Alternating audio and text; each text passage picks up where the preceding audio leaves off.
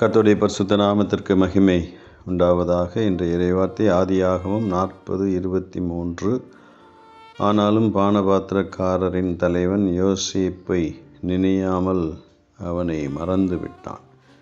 Genesis 40:23. Yet the chief butler did not remember Joseph but forgot him.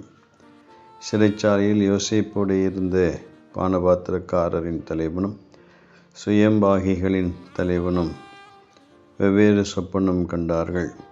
அதை யோசேப்பிடம் அவர்கள் சொன்னார்கள்.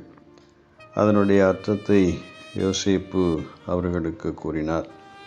யோசேப்பு சொல்லியபடியே பானபாத்திரக்காரரின் தலைவன் 3 நாட்களில் அரசனால் உயர்த்தப்பட்டு அதே நிலையிலே அவர் பணி அமர்த்தப்பட்டார்.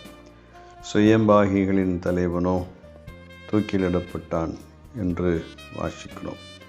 பானபாத்திரக்காரரின் தலைவன் யோசேப்பு தனக்கு செய்த உதவியை மறந்து போனான்.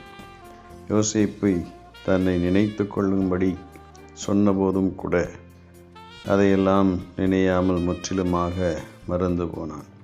மனிதர்களுடைய நிலை அவ்வளவுதான். உயர்வு வரும் வரை அவர்கள் தங்களுடைய நிலை பொறுப்பிலே இருப்பார்கள். பொறுப்பு உயர்விலே சென்றவுடனே அதற்கு காரணமாக அமைந்தவர்களை மறந்து போவார்கள். நாமும் மனிதர்களால் அநேக சமயங்களிலே மறக்கப்பட்டிருப்போம்.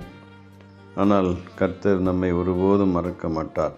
நாம் என்றும் அவரது நினைவில் இருக்கிறோம் என்பதை நினைத்து நம் ஆண்டவருக்கு நன்றி சொல்லலாம். கர்த்தர் நம்மை ஆசீர்வதிப்பாராக. ஆமென்.